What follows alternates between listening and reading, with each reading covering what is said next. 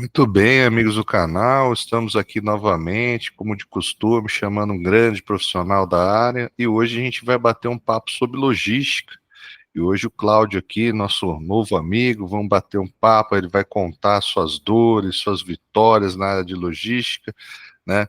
As dificuldades de gerenciar logística dentro de um país gigante como o Brasil. E já vou deixar a palavra com ele. É com você, Cláudio. Bom, pessoal, aí, bom dia para todos aí. Primeiro eu quero agradecer aí a oportunidade, aí, o privilégio de poder estar participando aqui desse bate-papo aí com todos vocês aí, a convite do André. Dizer que estou bastante feliz, né? Então aqui a gente vai contar um pouco da nossa história, do nosso dia a dia, nossos desafios profissionais aí.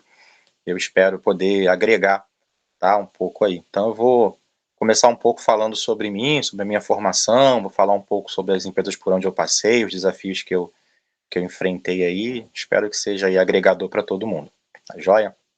Então, me chamo Cláudio, né, sou carioca aqui do Rio de Janeiro, meu sotaque me denuncia fortemente aí, de repente eu posso soltar um coé aí na entrevista, mas isso é coisa de carioca, né, então, sou formado em administração de empresas, tenho um MBA aí na área de logística aí, também tive a oportunidade de estudar na Apex lá, fazer o treinamento da Apex lá, que é um treinamento aí bem famoso aí para profissionais de logística aí no mundo inteiro, tá bom? Comecei a minha carreira no chão de fábrica, né? Então eu fui aquele cara da logística lá que começou há quase 20 anos atrás, né? Eu fui ajudante, eu fui chapa, né? Eu me orgulho muito de falar que eu fui chapa antes da geração do GPS. O pessoal chamava de chapa guia, né? Então quero chapa guia aí para quem é da nova geração e não conhece. Ficava sentado na rua, num banquinho, e aí os motoristas vinham de outras cidades, outros estados aqui, que não fosse o Rio de Janeiro, eles não conheciam, né? Ah, como é que eu faço para ir para o Mercado São Sebastião? Como que eu faço para ir para o Mercadão de Madureira? E ali você era um chapa-guia, né? Então você ficava lá e com a sua marmita, entrava no caminhão, guiava o motorista até o local da entrega, e lá você ajudava também a descarregar aí esse veículo lá. Então, assim, eu construí a minha carreira lá, fui chapa, e depois eu tive meu primeiro emprego formal, né, vamos dizer assim, com uma empresa, na época uma empresa familiar. Fiquei nessa empresa e ali eu comecei a minha carreira, né, então ali eu fui ajudante, conferente, dirigi empilhadeira, passei toda essa parte, né, de pick, pack, embalagem, enfim. Depois eu fui do faturamento, fui trabalhar emitindo nota fiscal, enfim, então, depois de passar por N etapas lá, na época, o WMS, como a gente conhece hoje, né, Warehouse Management System, na época a gente chamava de endereçamento, né, ainda era uma coisa muito incipiente para você poder conseguir encontrar produtos, às vezes, no meio do armazém lá. Aí eu passei por essa empresa lá, acabei tendo algumas promoções, lá foi o grande start, assim, da minha carreira, né, lá eu comecei em atividades bem operacionais, fiquei nessa empresa por 7 anos, e depois eu saí de lá e fui para a PepsiCo, né, que é uma empresa aí bastante conhecida, aí, a multinacional. Eu costumo falar que a PepsiCo foi onde eu me tornei gestor, né. Então a PepsiCo, ela é uma empresa que investe assim profundamente em treinamento, assim. Então lá eu me formei, eu não era formado ainda, então me formei em administração, fiz pós-graduação, fiz Universidade PepsiCo, fiz Apex, fiz vários treinamentos. E lá eu conheci, além da área de logística, a área de supply chain, né? Então, tive a oportunidade de trabalhar um pouco com compras, trabalhei em projetos, trabalhei em transporte, trabalhei em planejamento. Então, lá eu era um profissional meio end-to-end, né? Então, quando eu saí de lá, eu já era um gestor formado, já montava centros de distribuição, negociava, cuidava de layout, de armazenagem, enfim. Então, a PepsiCo foi a grande catapulta, assim, né? Que me tirou daquele nível mais operacional e me levou aí para um nível de gestão, né? Depois eu passei por outras grandes empresas, trabalhei na Porto Belo também, ou seja, agora eu estava saindo do segmento de alimentação, né? Basicamente uma empresa de alimentação, para ir trabalhar com cerâmica, né? Então, embora a logística você vai ter sempre os mesmos processos lá, né? Embalde, armazenagem, pique, expedição e tal, mas cada segmento tem a sua especificidade, né? Então você sai do alimento para ir trabalhar com cerâmica, você realmente vai dar uma guinada aí, você vai ter que aprender muito para poder entrar naquele segmento. Fiquei lá, Depois fui trabalhar numa multinacional chinesa, trabalhando com varejo, que aí é um outro segmento diferente da indústria, da onde eu tinha vindo, né? Então, o varejo é aquele ritmo punk, alucinante, de horas trabalhadas, milhares de peças. É um segmento talvez não tão organizado quanto a indústria, né? Porque a velocidade que você precisa fazer aquilo, a produtividade, às vezes ela importa mais do que a qualidade, né? Então ali é um negócio mais alucinante. Fiquei lá alguns anos e hoje eu trabalho num local que eu gosto bastante, trabalho no Salto Educação, então hoje eu faço logística no segmento de educação, né? Então basicamente hoje eu cuido da operação de armazenagem e distribuição de material didático aí para todo o Brasil, aí para mais de 1.500 escolas, trabalho aí num programa socioemocional que é referência brasileira e mundial, aí, o maior do país, sem dúvida nenhuma, né, e a gente está aí nessa luta aí. Então, isso aí é um pouco da minha carreira aí, das coisas que eu fiz, claro que não dá para entrar tanto no detalhe aqui, mas vocês conhecerem aí. Vou deixar a palavra com o André agora, para ele poder fazer algumas perguntas aí que ele achar interessante aí para eu estar contribuindo com o bate-papo. Não, bem legal, né? Passar por diversas áreas, vários segmentos aí, e aí a gente vê as diversidades, né? Tanto de a estruturação, atendimento de ramo alimentício, onde a gente tem que ter uma atenção do giro de material.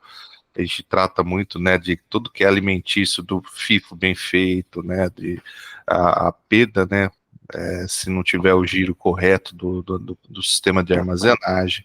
Aí você falou do Porto Belo, de falar com cerâmica, né, movimentação, peculiaridade, né, da movimentação, onde você tem que ser ágil, não tem que ser veloz, né, aquela grande divergência a gente tem, onde muito provavelmente você atuava muito com a equipe de movimentação, com cuidado com o material, com a questão da armazenagem bem feita, do transporte bem feito, para chegar ao produto com qualidade para o cliente final, e muitas vezes um produto que é de alto valor agregado, né? Que hoje em dia a gente vai, quando a gente vai construir a casa, a gente vê quanto custa um piso, né? Quanto custa uma cerâmica, quanto realmente esse material hoje ele mudou de patamar realmente, né? E, e aí as dificuldades entregues aí, as principais montagens assim, né, de material dentro desses. Bom, você trabalhou em empresas grandes, multinacionais, com certeza tinha sistemas digitais que auxiliavam você no processo. Se você pudesse contar um pouquinho desses processos aí digitais que você já tinha na época, como funcionava, como que te auxiliava e ajudava na agilidade, na eficiência do seu processo, aí, claro, se você puder contar para a gente. E assim, eu vou contar porque, assim, além de eu ter utilizado, eu vivi a evolução, tá, desses sistemas de atendimento digitais, assim, né? Então eu vi eles evoluírem ao longo do tempo, né? E eu participei da época onde nem tinha. Então, de repente, para quem está começando a carreira hoje e já chega no armazém com WMS, com TNS, com API, enfim, talvez ele não entende o que é o mundo sem isso, né? Porque ele nunca conheceu. Então, é muito interessante porque quando eu comecei lá atrás, assim, não existia WMS, não é que não existia, pelo menos a grande parte das empresas não tinham WMS, não era uma coisa tão comum, tá? Então, basicamente, as empresas tinham armazenagens porta-pallet blocado na sua maioria, era muito difícil você achar drive-in, você encontrar algum tipo de rack dinâmico, algum tipo de estrutura, a maioria eram armazéns com porta-pallet e outros blocados, que era aquele pallet um em cima do outro, e ali você colocava centenas de pallets ali, né? E aí quando chegava na hora, e eu fui ajudante, né? Então eu vivia isso de perto, né? Então quando você ia fazer o picking lá, que ainda era manual, você recebia aquela lista de picking na sua mão e você ia para procurar o armazém. Enquanto aquele SKU, enquanto ele ainda tinha muito estoque, era tranquilo, porque você achava lá, o cara achava o SKU tal, aí disse, vai ali que tem um montão de pallet ali. Só que daqui a pouco, quando aquele SKU chegava, que ele estava no final, e aí você não tinha picking fixo, nada disso, e aí você começava a rodar, né? Tipo assim, e naquela época essa coisa de segurança do trabalho também não era uma coisa tão forte igual a gente tem hoje. Então eu lembro de quando eu era ajudante eu ficar escalando o porta-pallet para poder procurar o último pallet. E aí o pallet sumia, alguém olhava, não, mas aqui no estoque fala que tem 50. E o pessoal, não, mas aqui não tem mais. E aí a gente começava, às vezes subia sem nenhuma segurança, numa empilhadeira, podendo despencar de lá de cima, e a gente ficava entrando em quadradinho por quadradinho, por quadradinho, por quadradinho, para poder encontrar o último pallet, né? Porque se você cortasse do pedido tendo no estoque, aquilo dava um grande problema, né?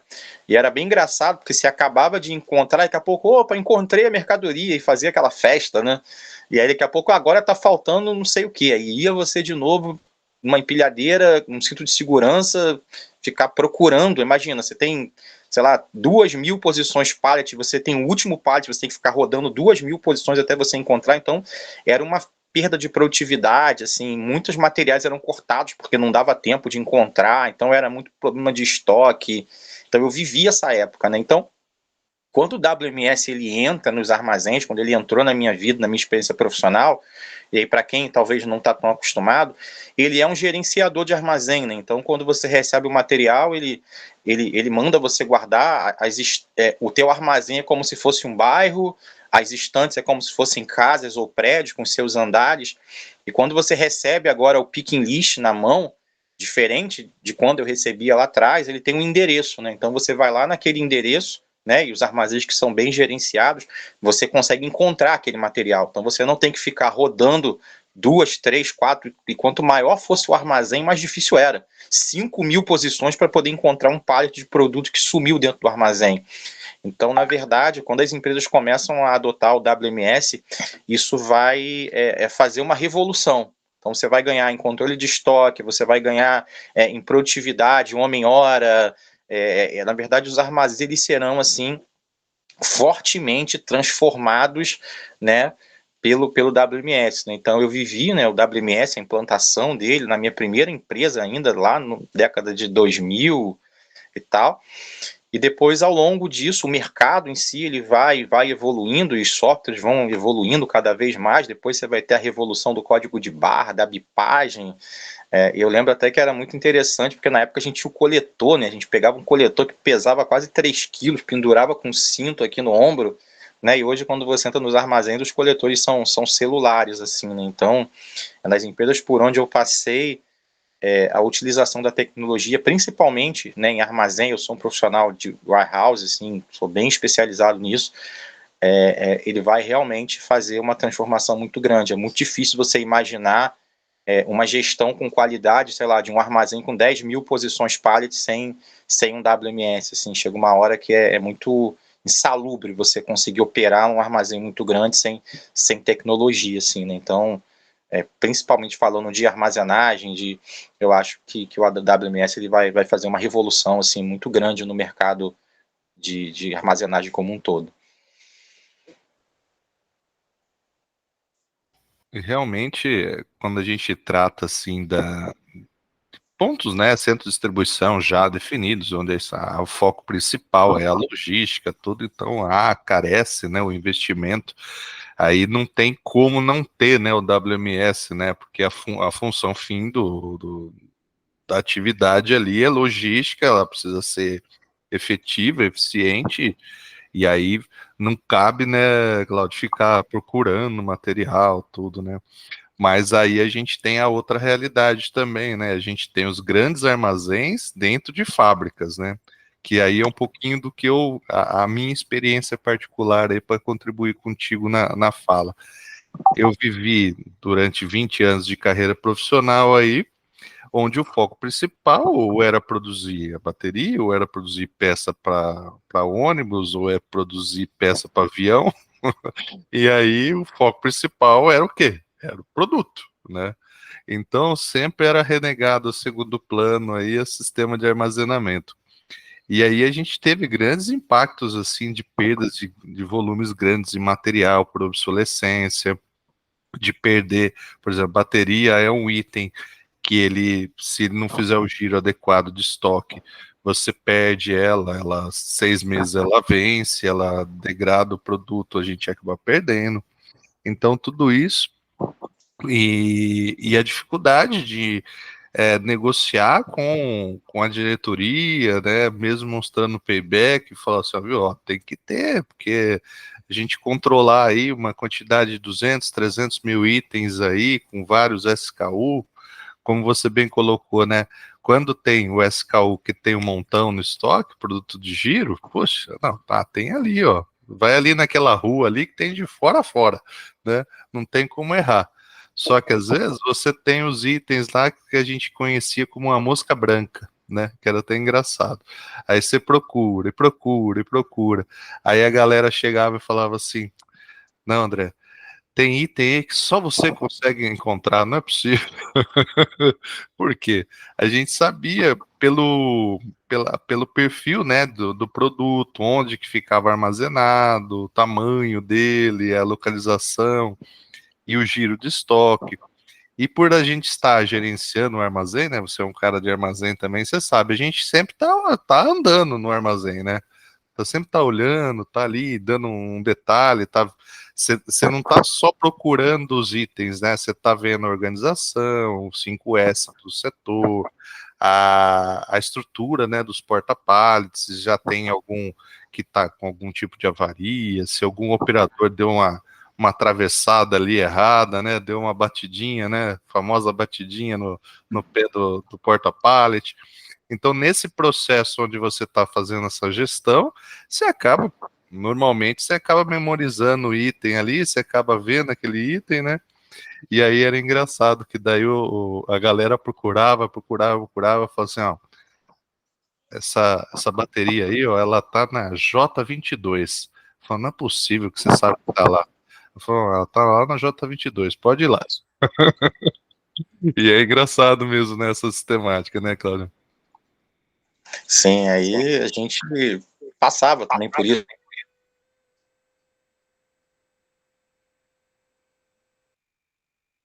Chico, não, pergunta pra ele lá, a gente brincava, né, porque não tinha WMS, o apelido dele era WMS.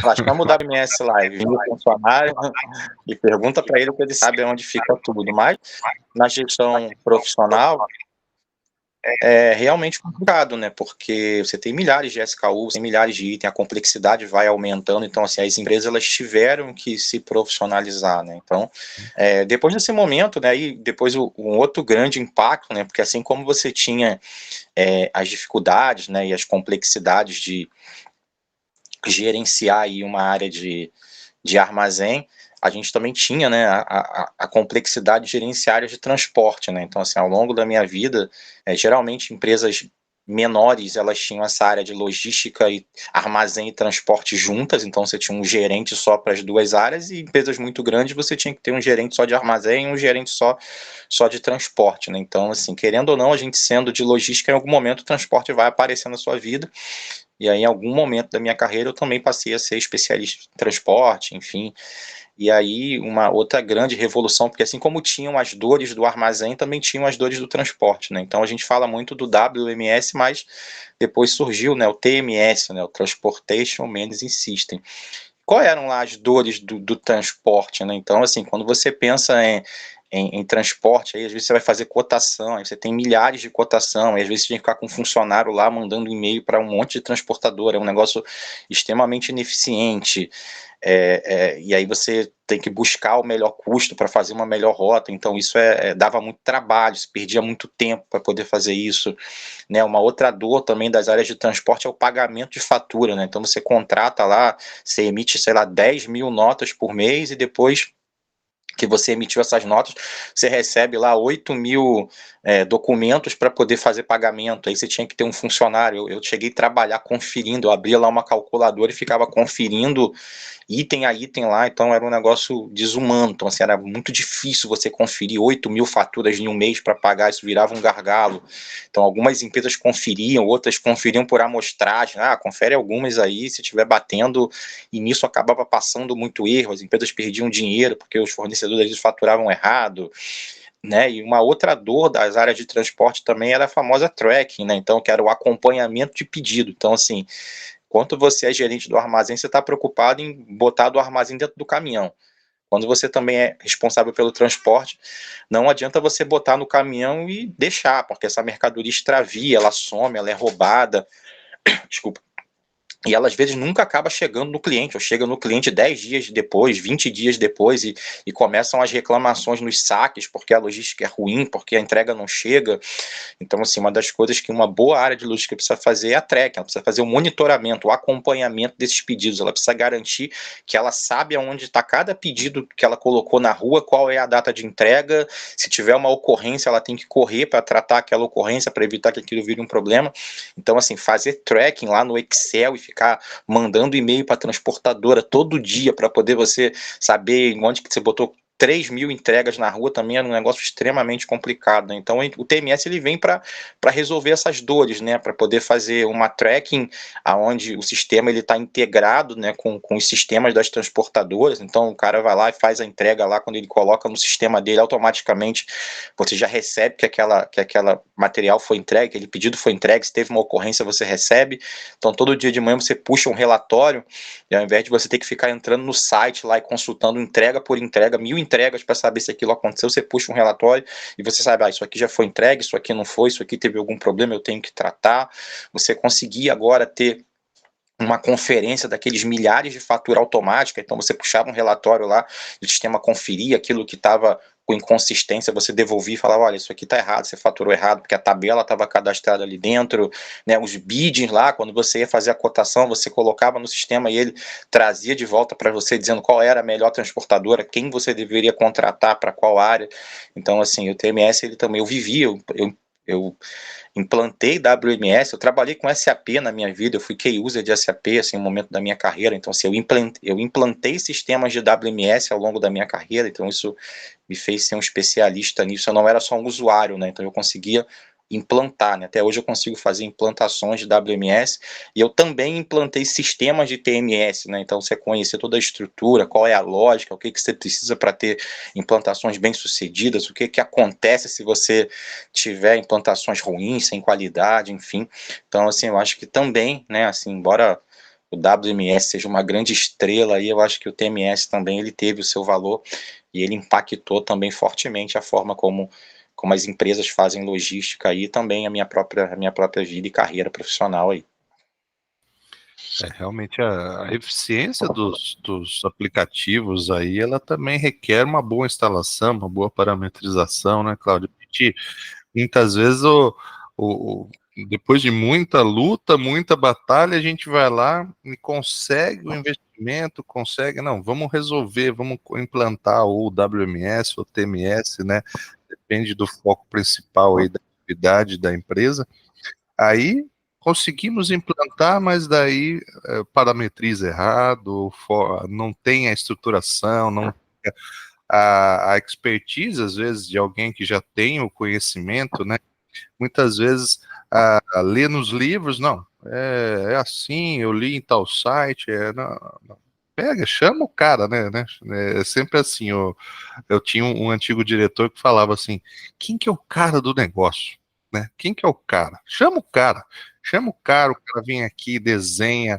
Às vezes você paga mais caro no cara 15 dias, mas o cara vai fazer bem feito, vai pôr para rodar do que você pegar e ficar tentando acertar, paga e ainda não é barato, né? Para você implantar um WMS, um TMS, são tecnologias que estão cada vez mais à monta aí, estão mais próximos aí do mercado, né? Devido a toda a explosão que houve depois pós-pandemia, né? A gente teve essa explosão da logística muito forte, né? Mas ainda é um custo que é difícil, né, de você embarcar dentro do seu produto, dentro das suas atividades, e depois ele não dá certo. Daí você chega o quê? Daí, quem é errado? Quem é errado é o gestor, né, que pegou e não comprou o negócio e não soube usar, né? Falou, comprei uma Ferrari, mas a Ferrari tá sem pneu.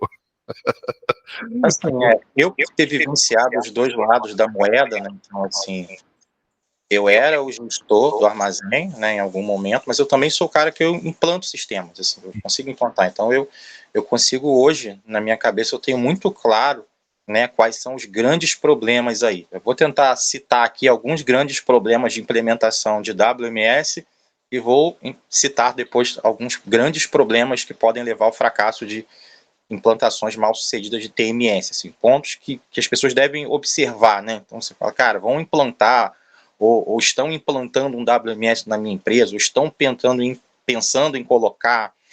Então vamos lá, geralmente qual que é o cenário inicial? Geralmente as empresas elas cresceram, a complexidade para poder fazer o gerenciamento de um armazém, ele já é muito difícil, você tem muitos problemas, você tem quebra de FIFO, você perde material por validade lá, você tem muito write-off lá, você tem muito problema de destruição de material, o teu estoque não bate, você tem uma grande confusão, você tem as áreas comerciais de planejamento muito insatisfeitas, porque esse armazém nada bate, as pessoas fazem piada, então geralmente a situação ela é muito difícil, e aí as pessoas começam a ver o WMS como aquele salvador da pátria, né? Falou, vamos procurar um sistema, porque esse sistema vai resolver todos os nossos problemas. E aí, geralmente, as empresas elas não têm, né, elas não são especialistas nisso, nem tem que ser também, não é o negócio core delas lá. Então, a primeira coisa que as pessoas devem se preocupar é em qual solução elas estão contratando. Porque às vezes você contrata empresas que não têm histórico no mercado, empresas que você vai fazer um projeto que você não vai ter suporte. Então, assim, o que é o ideal quando você vai procurar um sistema é, cara, quem eu estou contratando? Qual é o produto que eu estou contratando? Qual grande empresa trabalha com essa pessoa? Porque já é uma referência. Falar, esse cara, o WMS dele está na empresa X, na empresa Y. Então, se você já vê isso, já é um grande ponto. Você não está contratando qualquer produto, qualquer coisa que vai dar uma dor de cabeça lá. Outra coisa muito importante é você ter muito claro. Geralmente, quando você senta ali para desenhar o projeto junto com a empresa, com os consultores, com a consultoria, geralmente tem alguém de negócio da tua empresa. Então, você tem que botar aquela pessoa da tua empresa que conhece muito o teu negócio. Se o teu negócio é cerâmica, não, aqui o pallet entra por aqui, ele armazena aqui, o inventário é desse jeito, ele não pode quebrar, ele é por lote, ele é por isso. Então, assim, cada produto tem a sua especificidade, né? Então, isso no projeto tem que ficar muito claro. Então, muitas vezes isso não fica claro. E quando chega lá na hora, as coisas não funcionam porque o mapeamento da informação foi muito ruim. Então, assim, mapear a informação, ter claro como é que aquilo tem que acontecer, é muito importante, né? Então, assim, aí, agora passando para o lado assim, de implementação.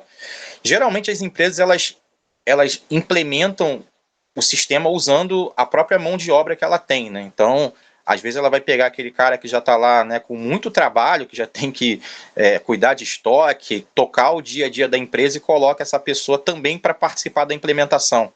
E essa pessoa fica tentando se dividir entre não fazer a empresa parar e implementar o WMS ou TMS, fica naquela correria sendo cobrado, trabalhando até tarde, e aí não tem tempo, e aí fica aquele negócio meio confuso. Assim. Então, o ideal é que quando você for fazer uma implementação, você coloque pessoas focadas no projeto, até porque ele é um projeto caro. Então, nesse momento, às vezes, economizar com mão de obra não será uma boa economia. Então, assim, pega uma pessoa do seu time, duas pessoas e fala, olha, vocês vão ficar aqui nesse período tocando esse projeto aqui. Vocês não vão fazer outra atividade, vocês vão ter que garantir que isso aqui vai dar certo. Então, você ter pessoas focadas é muito importante. Outro ponto também muito importante é você ter estrutura de TI. O seu time de TI tem que estar pronto para essa implementação. Por quê?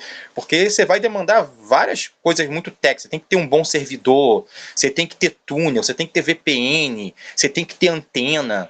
Tem locais no teu armazém que tem posição de sombra, que você anda e o coletor não funciona. E às vezes o teu TI ele não é técnico, ele não conhece, ele nunca implementou um WMS.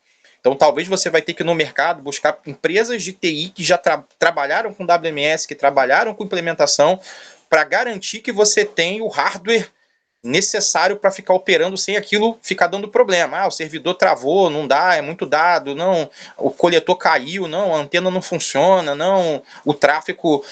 E aí, se você geralmente vai contratar um WMS também, você vai... Às vezes você tem um sistema e você vai integrar com o teu sistema, então às vezes você vai ter que contratar uma outra empresa para poder fazer essa API, fazer essa integração. Na minha época ainda era EDI, agora é API, é mais moderno, né? Então você também vai ter que contratar uma boa empresa. Então você vai ter que garantir que toda essa parte de comunicação entre o WMS, o software da empresa, que todo o hardware, que isso aí tá ok. Porque se isso tiver com problema, se a interface leva informação errada, traz informação errada, a chance da operação entrar em colapso é enorme, porque quando você começar a transitar milhares de informações entre sistemas e aquilo tiver tudo errado, a empresa vai parar, ela vai entrar em colapso. E eu já vi empresas entrarem em colapso com mais implementações de WMS. Tá? Então, isso precisa ser garantido. Aí, dito isso, o que mais, Cláudio, que é importante? Geralmente você tem aquele inventário da implementação, né, que é quando você cadastra todas as posições lá na estante e você vai ter que fazer um inventário para agora jogar aquele estoque no WMS. Então, esse inventário ele tem que ter muita qualidade. Se ele for um inventário que for feito de qualquer jeito, cheio de erro, com contagem errada, na primeira semana, quando você implementar, o teu usuário ele vai lá procurar um pallet no endereço e não vai achar. Ah, não, mas aqui não tem nada. Aqui diz que era para ter o produto A e tem o produto J. Ah, esse WMS não funciona. Então, às vezes, o dia da implementação lá, o kickoff, ele foi feito de qualquer jeito. Então, esse inventário ele tem que ser projetado para ele ser muito assertivo, para você não começar errado ali.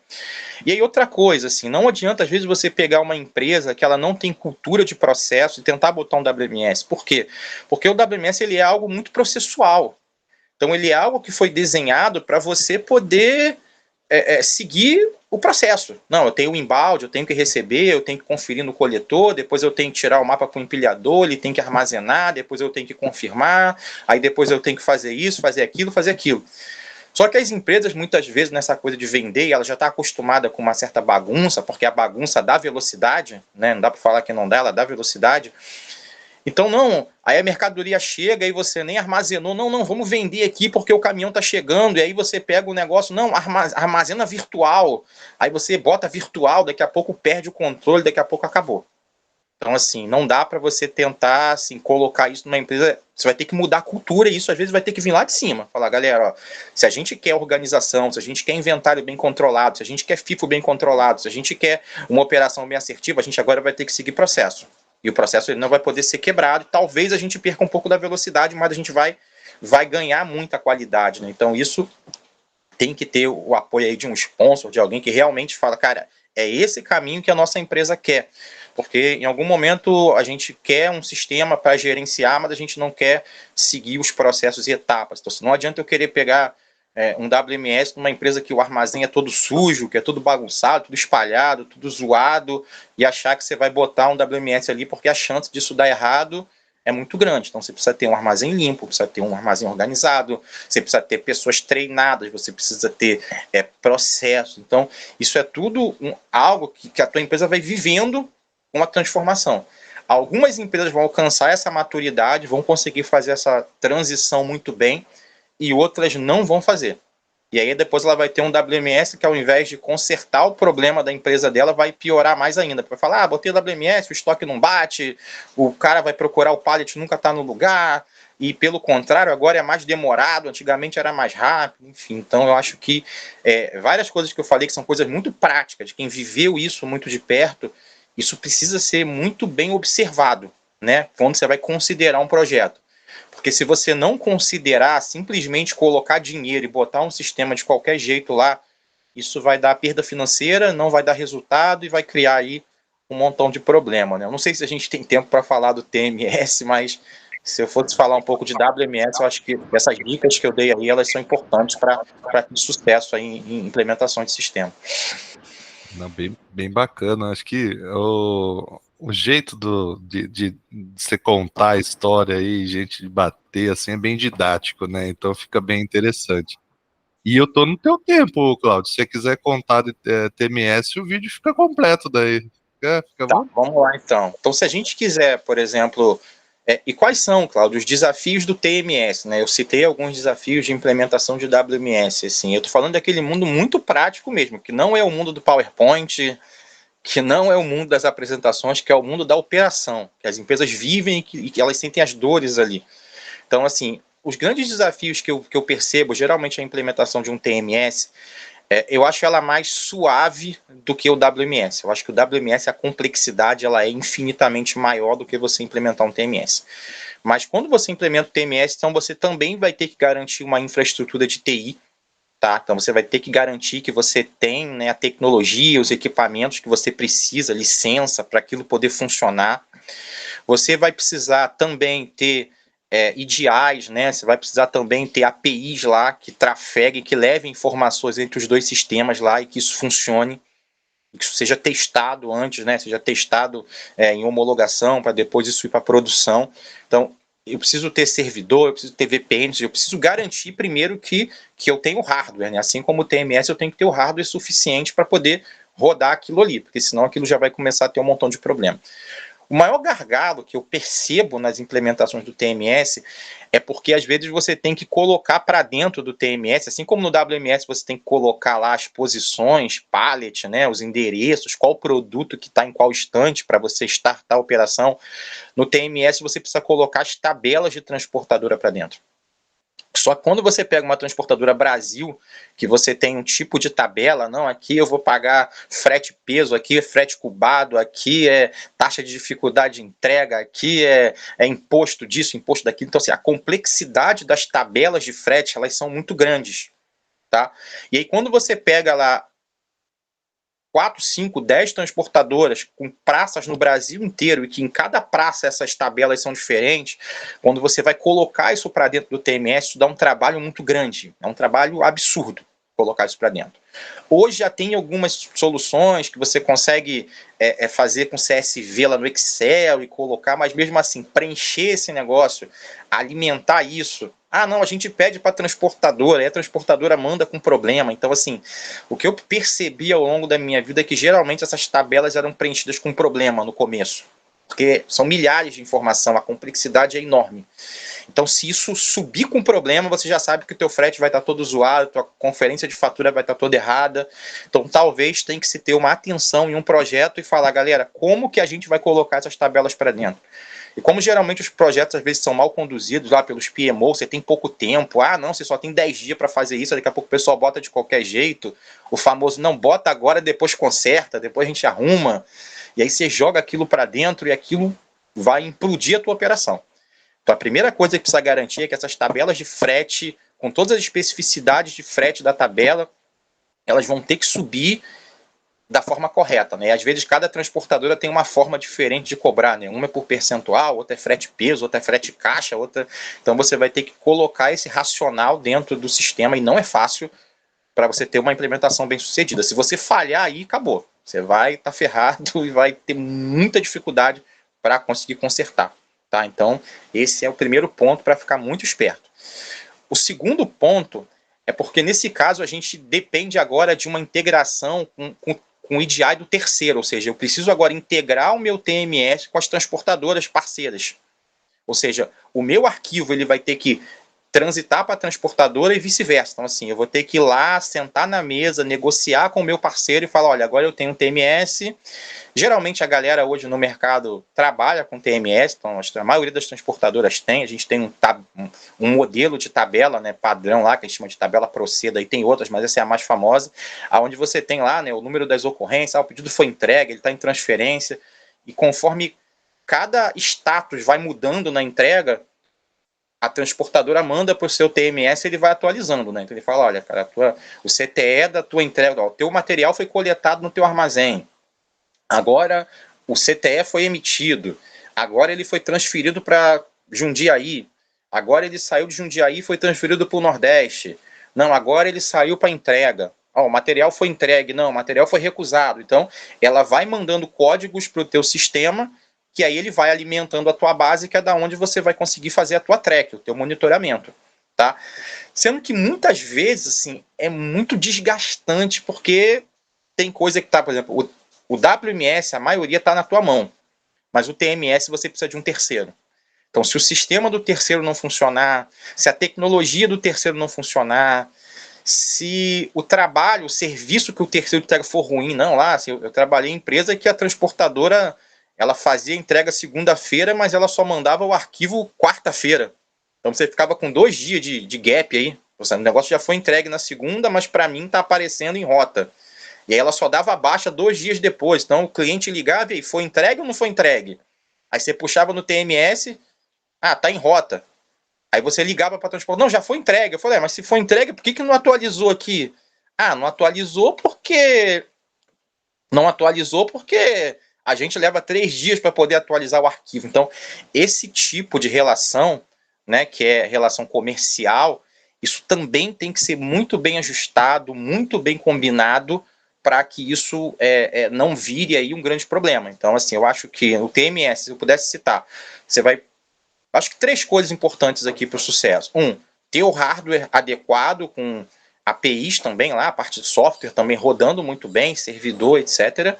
Você precisa ter uma boa implementação de tabelas de frete ali, que esse momento precisa ser muito bem conduzido, e você também vai precisar ter essa questão de comunicação entre as transportadoras de ADI, de APIs e de EDIs funcionando assim muito bem, entendeu?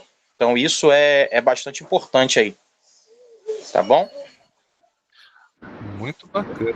Cláudio, que aula fantástica, cara. Aprendi coisa pra caramba aí. Foi bacana você comentar as vantagens, né, as desvantagens, as dificuldades, né, da implantação. Essa sua vivência do Gemba, né, que é fantástico. E com certeza saiu um vídeo sensacional aí que a galerinha vai curtir. Tomara que dê bastante views aí. E vou usá-las nas minhas aulas, hein? Eu peço já os direitos autorais aí, antecipadamente. Tá, Jorge. Direitos autorais concedidos, e a gente está aberto aí. Se quiser fazer outros bate-papos aí para falar sobre planejamento, falar sobre compra, sobre supply chain, né? Embora eu sou um profissional de logística, mas hoje eu sou um profissional de supply chain. Assim, eu já percorri toda essa cadeia de supply, né? Então, se quiser marcar outros bate-papos aí com outros temas, né? Outras Planejamento, enfim, montagem de armazém, layout, enfim, eu estou à disposição aí. É sempre um prazer poder compartilhar esse conhecimento que a gente adquiriu por tantos anos aí com todo mundo aí. Tá bom? Obrigado mais uma vez e vamos, remeta novos convites aí, a gente vai se conversando e vamos agendar um outro bate-papo aí, se Deus quiser. Tá certo. Então, muito obrigado aí. Um forte abraço a todos aí. Tchau, tchau. Deus, tchau, tchau.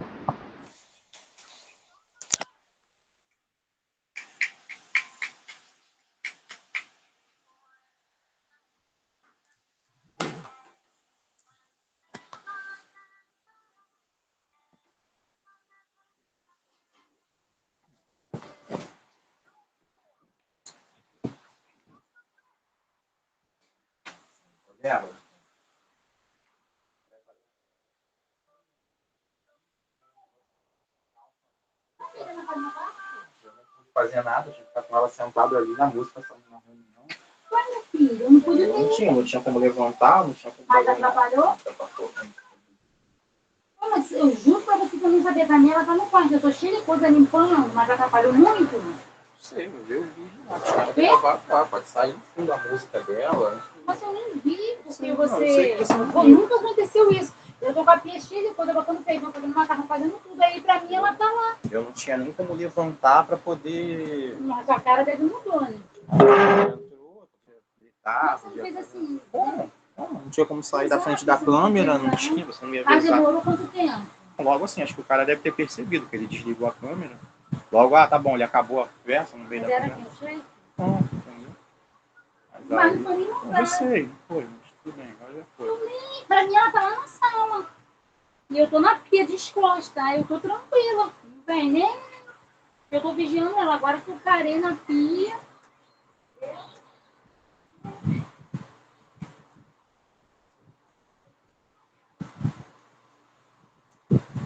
Pra mim aconteceu alguma coisa, porque eu tô me chamando aqui. Eu falei, será que aconteceu alguma coisa? Aí vim correndo, deixa eu contar aqui. Correndo, viu o que que era. Mas nem imaginava que era ela.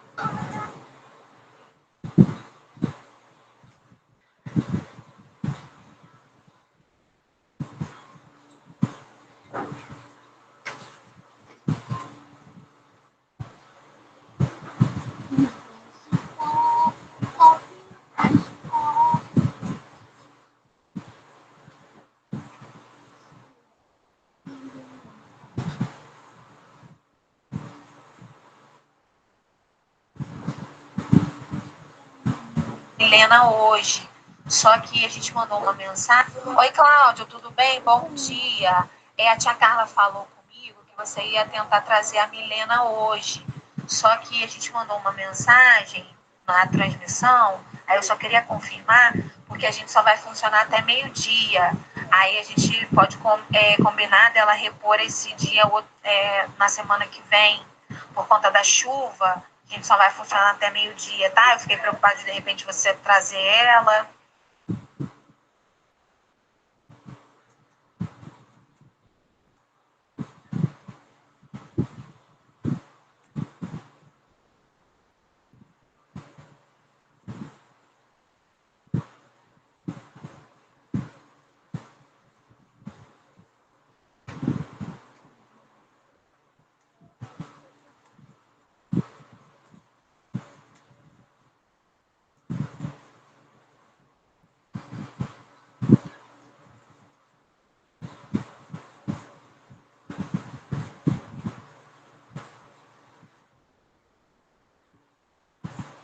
Cláudio, bom dia. Deixa eu entender uma coisa. Os materiais bons já seguiram para você, não seguiram? Se seguiram, eles estão aí, as bolsas da segunda série 509 e 9 já foram. Eu só vou separar das danificadas, né? Que eu tenho 313 da primeira série. Certo? Confere? Estou preparando aqui os e-mails, organizado. E esse que eu vou separar, eu vou te entregar junto com a produção do EFI, 120 unidades de kit, assim que eu receber a bolsa. É isso? Tá trabalhando? Ainda não, daqui a pouco eu vou ter essa reunião. Mas você me chama, tá?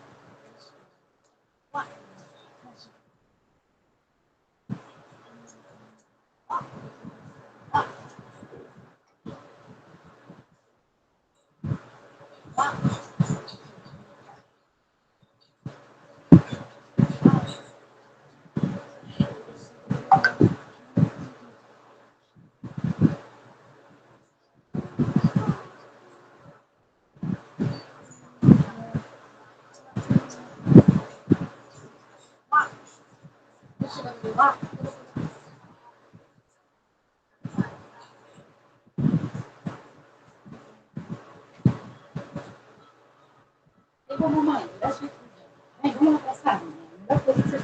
Vamos lá, galinha. Tem a carninha e o macarrão, vamos lá.